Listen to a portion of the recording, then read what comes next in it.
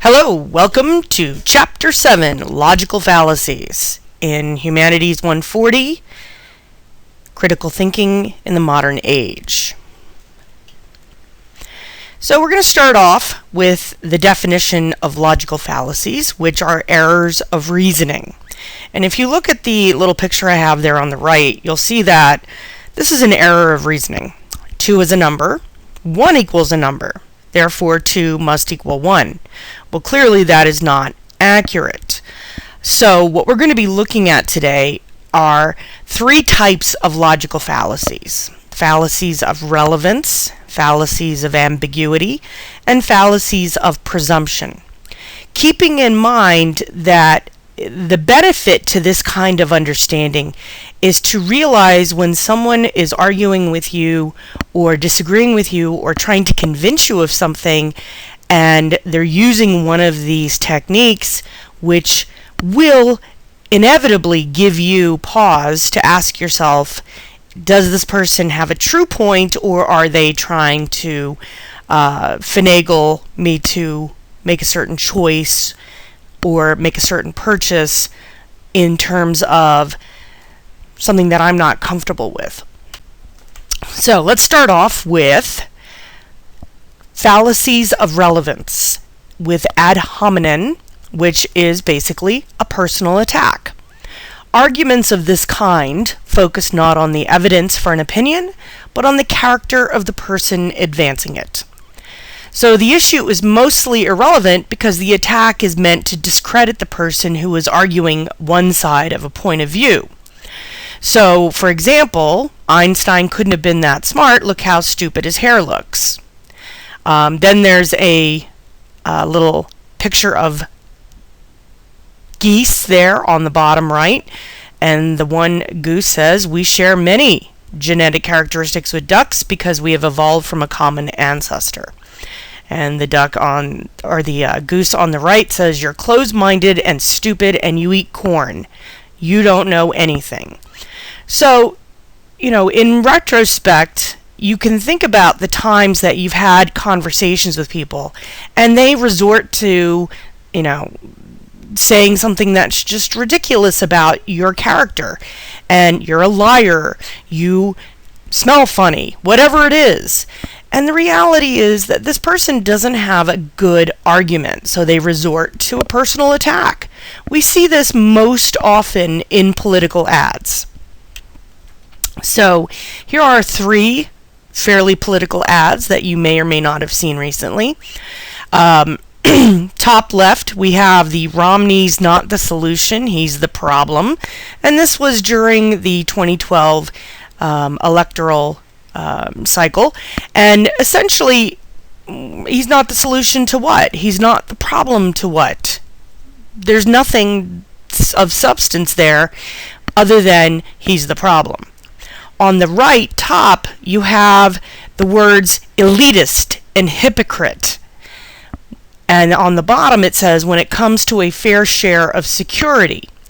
Now what they are saying here, and this is a advertisement promoted by pro-gun rights, is that while it's okay for Obama to have the Secret Service and the military guarding him, it's not okay for the regular citizen.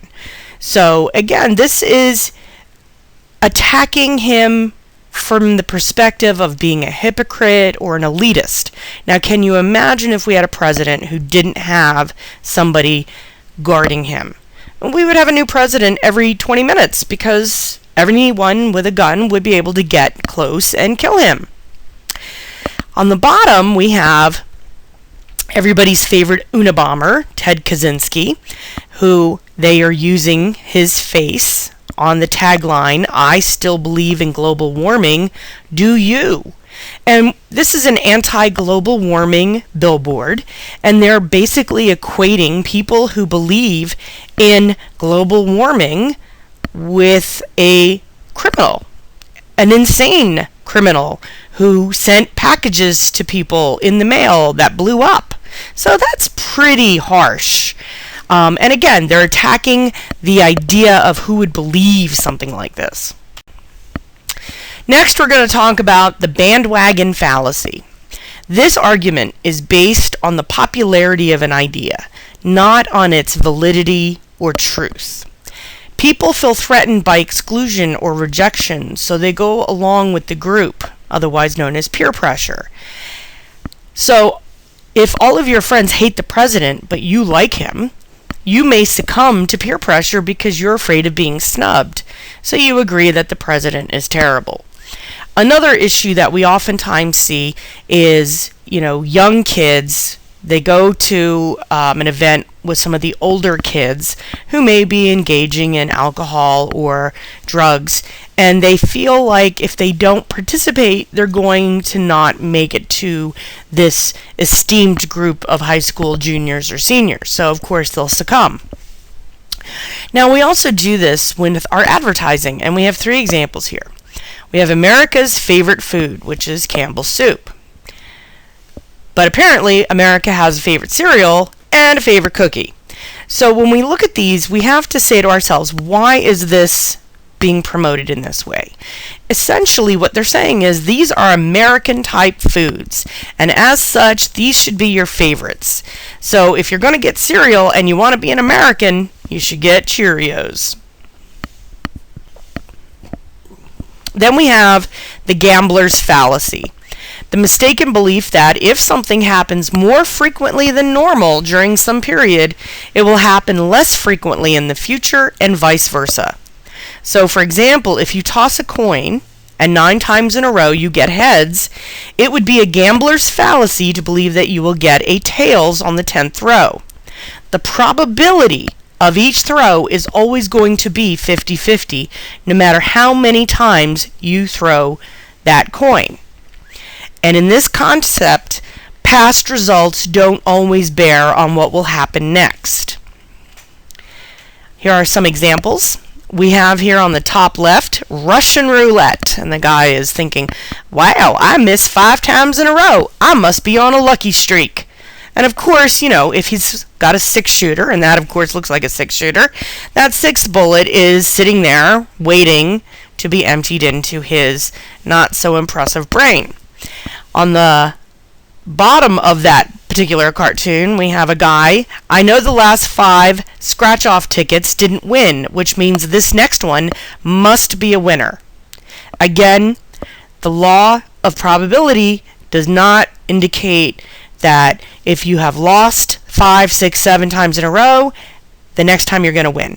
And this is one of the issues with an addiction to gambling, always believing your luck is turning right around the corner.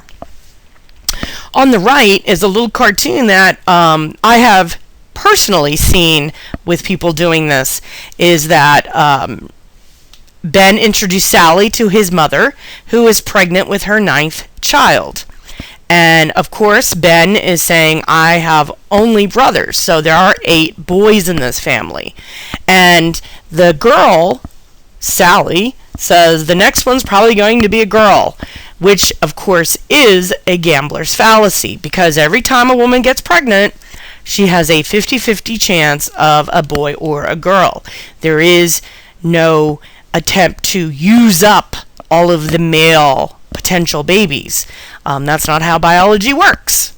So again, this concept is based on the idea of misunderstanding probability. Then we have irrelevant appeals. These arguments attempt to sway the listener with information that is persuasive but is irrelevant to the issue. So first we have the appeal of tradition. And just because an idea has been around for a long time does not make it true. So if you look over there on the right, you'll see a statement, marriage should be between a man and a woman. It has been that way for hundreds of years.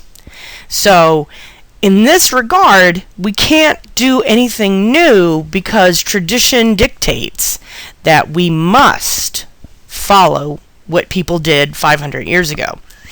Obviously, if we did that, we wouldn't have electricity, we wouldn't have the internet, we wouldn't have basically any of the advances perpetrated during the Industrial Revolution. So, obviously, that is very irrelevant. Then we also have the appeal of novelty, which is just because an item is new does not make it true or better. Or the appeal to pity, an emotional argument that focuses more on eliciting sympathy than providing evidence. So in this regard, again, what we see here is that these are pretty much irrelevant issues, and I have some examples to demonstrate this. So over here on the left, you'll see the all-new cure-all ointment, and the guy says, well, must be better, says here it's new. And we are all subject to this in one way or another. You know, the new boots for the season, the new car, the new phone, and really, there's not a huge difference from year to year, but, you know, we rely on our senses, and these senses often tell us, well, if it's new, it's got to be better. And this is irrelevant, because really what we are doing is we are allowing this appeal to dictate what we buy. Now, on the right-hand side, I do love this cartoon. It says, how can you convict this man of murdering his mother? He's an orphan. So, you know, he's an orphan because he killed his mom. The point in this is that, you know, when we appeal to somebody's sense of pity, we're being manipulated. And oftentimes, as an instructor, we hear things like, oh, I can't come to school, my grandma died. And then you find out their grandma died last semester, and the semester before that, and the semester before that. So, you know, there's only so many grandmas who can die, which is why we oftentimes grow immune to pity, because we do know we're being manipulated. Another type of irrelevant appeal is called the appeal to poverty. And this is the belief that because a position is held by the poor, it makes it true because poor people are characterized as simple, virtuous, and humble. And the reality is that poor people can lie just as well as rich people. And of course, the contrary notion is appeal to wealth. This is the belief that because a position is held by the wealthy, it makes it true because rich people are characterized as superior, smart, and respected. These ideas are based on stereotypes, assumptions, presumptions that are just not true. You know, you can have an incredibly rich person who has a great moral compass and does the right thing. But you can also have a very poor person who has an excellent moral compass and always does the right thing, and vice versa. So, you know, we have to, as critical thinkers, assess how we're being manipulated. Then we have the appeal to force. This type of argument focuses on the threat of punishment if a person disagrees. And this often goes along with the appeal to consequences. And this is an attempt to motivate belief with an appeal either to the good consequences or believing or the bad consequences of disbelieving. So if you believe in God, you will go to heaven. If you don't believe in God, you will go to hell in a handbasket. The consequences oftentimes are meant to frighten us.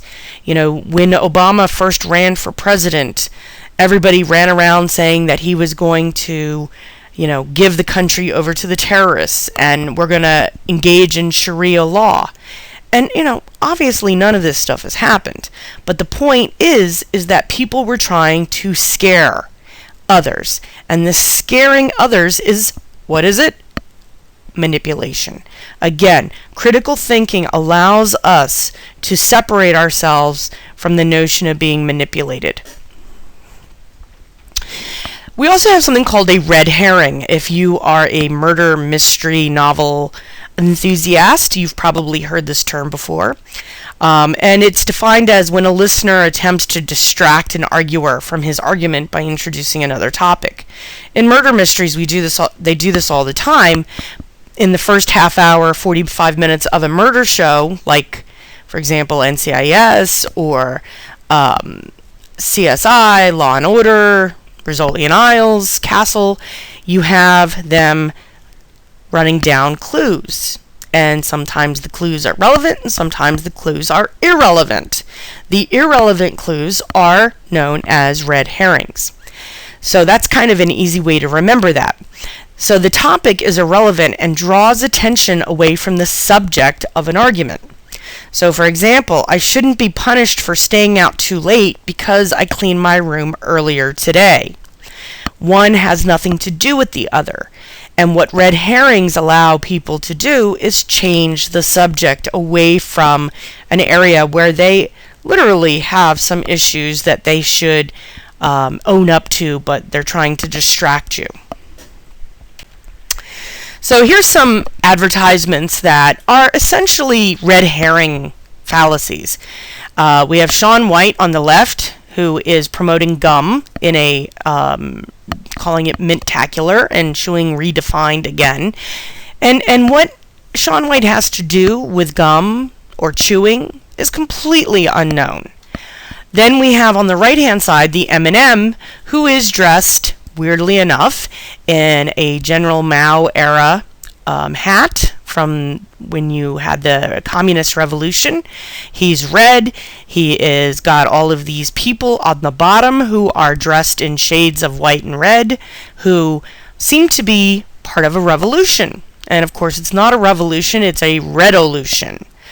And one might ask, why are we using communist imagery to sell candy?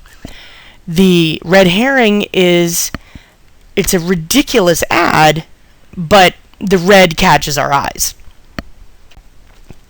Then we have a fallacy called the straw man fallacy, and you misrepresent someone's argument to make it easier to attack. Depends upon the audience being ignorant or uninformed of the original argument.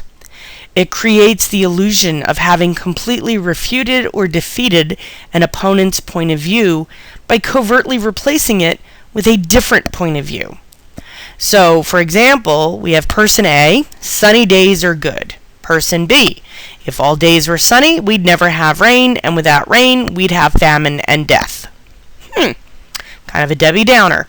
So, person B falsely states person A's claim to imply that A believes only sunny days are good, and B argues against that assertion. Well, that's not what A said. So, what we see here is this manipulation of the statement so that it couldn't possibly be correct. But that's not what person A said. And in the midst of an argument or a conversation, a lot of times people don't realize that they're being misquoted in terms of how they are presenting or refuting an argument point. Now, this is one of my favorite straw man fallacy examples.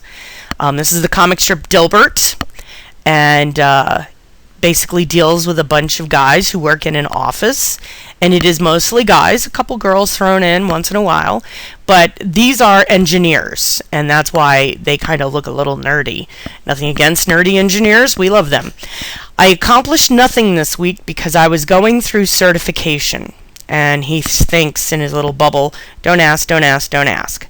And the boss says, certification for what? And the guy says, plan B, mount a passionate defense against an argument that no one has made. And that's really what the straw man fallacy is. So then he starts expounding on, how can you say that? Certification is a waste of time. Without certification, management would be reduced to randomness. Do you think you'd be happier just guessing who is qualified to do what? Do you? Do you? And the boss says, there's something wrong with you. And the guy again says, apology accepted. Next. So, you twist the argument, and that twisting the argument allows you to change the point. And of course, none of us would ever do this in our personal relationships. Then we have the fallacies of presumption, starting with arguing from ignorance. The idea that an idea is true because the speaker does not know enough about the subject to know it is false. So, for example, ancient man believed the fertility of plants and women was based on pleasing the gods because they did not understand the way reproductive biology works. So, today, think of any kind of scientific principle that we haven't solved yet. What causes autism? Why can't we cure the common cold? Can we find another universe? And whatever reasoning you can come up with is subjective until we figure it out. But if you just say there's no other planet, no other humans in the galaxy, you don't know that for sure, because we don't know that for sure. And the logic of ignorance is completely illogical, and that's really the point here. Another fallacy of presumption that we've talked about a lot in class already is circular reasoning. And this is an argument in which the principles are just as much in need of proof or evidence as the conclusion. So this example, and I'm sure we've all gotten these kind of emails, you get an email from a Nigerian prince offering to give you his billion-dollar fortune, but only after you have wired him a goodwill offering of $50,000. Of course you are skeptical until you read the final line in the email that reads, "I, Prince Nubadola, assure you that this is my message and it is legitimate. You can trust this email and any others that come from me." So now you absolutely know it's legit because it says so in the email. And, most of us understand this is a scam, but there are people out there who really fall for it. And this is why developing those critical thinking skills are so important.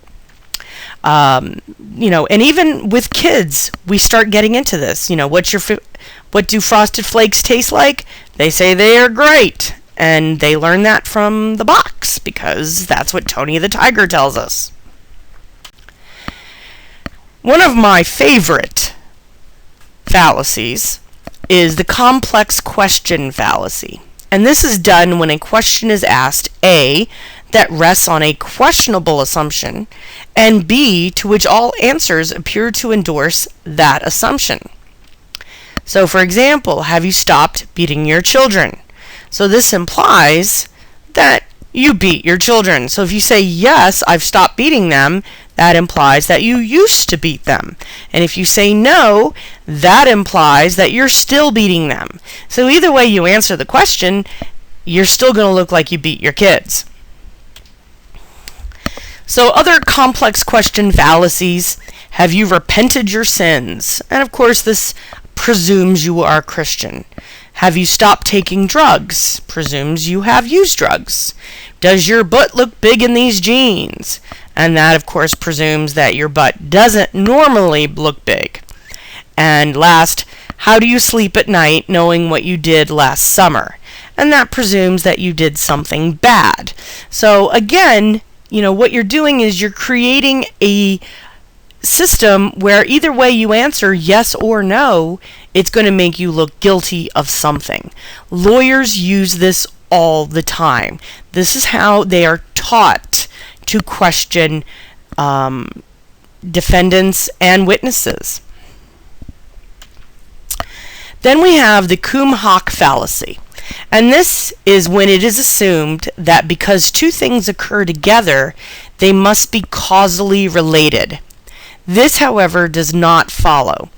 Correlation is possible without causation. This is really important. Correlation is possible without causation. So, for example, the rooster crows every morning. So the rooster makes the sun come up. Second, the number of pirates has gone down as global temperatures have risen. Therefore, pirates kept the world's temperatures down. And, most of us would be like, oh, of course I understand that. However, if you take it into more complex examples, and this is where they got into trouble with the whole autism and vaccination thing, is my kid was vaccinated and then at age 3 they were diagnosed with autism. So it has to be related. Well, frankly, every kid is vaccinated. So, if a percentage of the kids end up being diagnosed with autism, it is a correlation. It is not a causation. And all the research that has been done proves that. Here are some other examples of a quoque fallacy. The deadly facts about water. And if you look at the last fact on the right-hand side, 100% of all people exposed to water will die. That means anyone who's ever had a sip of water will die. Of course that's true. Everybody on Earth dies.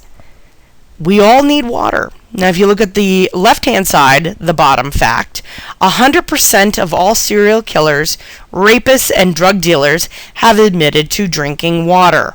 Is that a gateway drug then for alcohol, for drugs, for cigarettes? And essentially what it's doing is it's taking facts and it's twisting them into that quoque fallacy. On the right-hand side, you'll see a loaf of bread, and it says, I ate a loaf of bread and got a cold a few days later. I must have gotten sick from the bread I ate. And how many of us have eaten something and then the next day felt lousy? Well, it's possible that you could have just eaten something that had some bacteria in it. But a lot of times, it might have more to do with the fact that you had 7 or 8 tequilas rather than the wings you ate. So, you have to look at causation more than correlation. Another big one that you see in politics is this idea of the slippery slope fallacy. These arguments falsely assume that one thing must lead to another. They begin by suggesting that if we do one thing, then that will lead to another, and before we know it, it will be doing something that we don't want to do. They conclude that we shouldn't do the first thing. So, for an example, and many states have used this argument to stop teaching sex ed. Teenagers who take sexual education in high school learn how to have sex, and therefore all teenage girls will get pregnant. Well, the research and the studies and the science shows that the more kids have information about preventing pregnancies and STDs, the less likely they are to get pregnant. But we can scare people by thinking that if we teach them about sex, they're all going to go out and have sex. Well, the reality is students, kids, teenagers are going to have sex anyway. They have a biological imperative in their bodies. So, the slippery slope, if you want to think of it as a giant snowball, you make a small snowball, you let it go from the top of a hill, and as it goes downhill, it gathers more and more snow until it hits the bottom, and now it's a giant snowball. And that's what these guys and women are saying, is that, oh yeah, we'll do one small thing, but it's going to turn into this big bad situation. So here's another guy.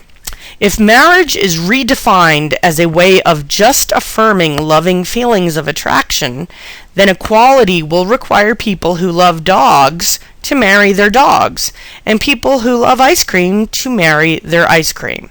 This is about as absurd as you can get, because to get married, you have to sign a contract. And to sign a contract, you must be of a certain age and a human. So there you go.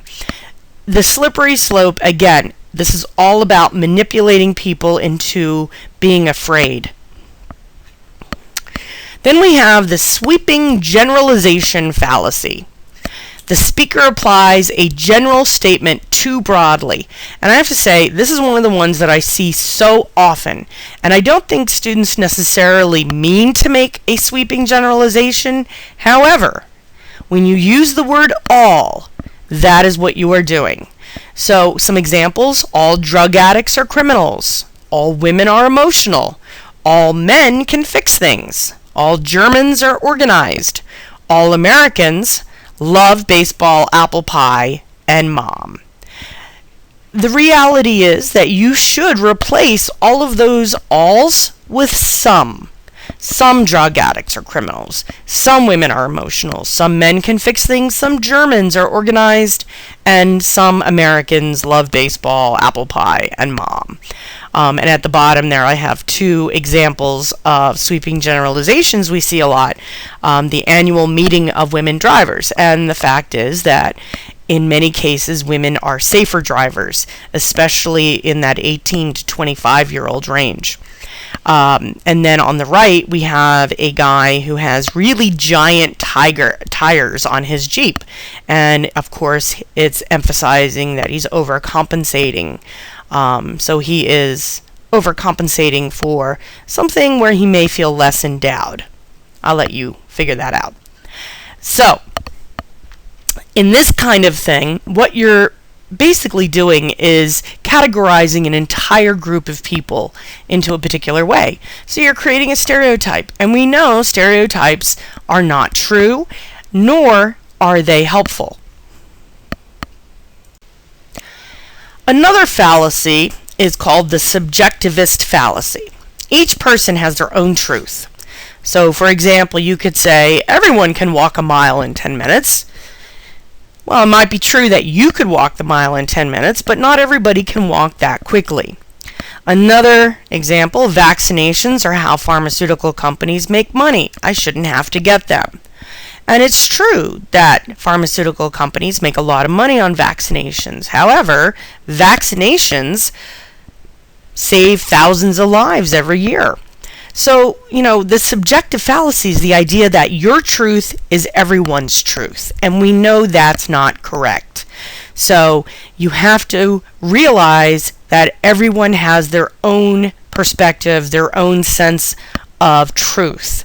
So, you may believe that the United States is the best country on earth. Well, somebody from Italy or Ireland or Zimbabwe may say, heck no, my country's the best one on earth.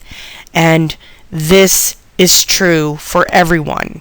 Everyone has their own opinions based on their own reasons. So, this idea that your truth should be imposed on somebody else's sense of truth is completely inappropriate and a fallacy.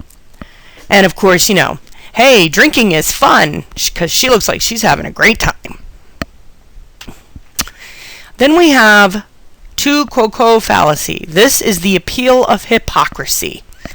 So a speaker is judged by the inconsistency of their statement and their actions.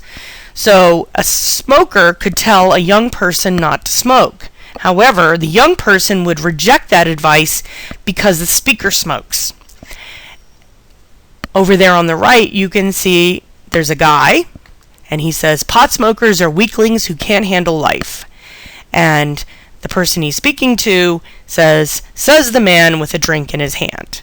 So again, we go back to whose truth belongs to whom, and also, hypocrisy is something that once we begin to identify it, we become kind of irritated and aggravated because hypocrisy is one of those things that really gets under our skin.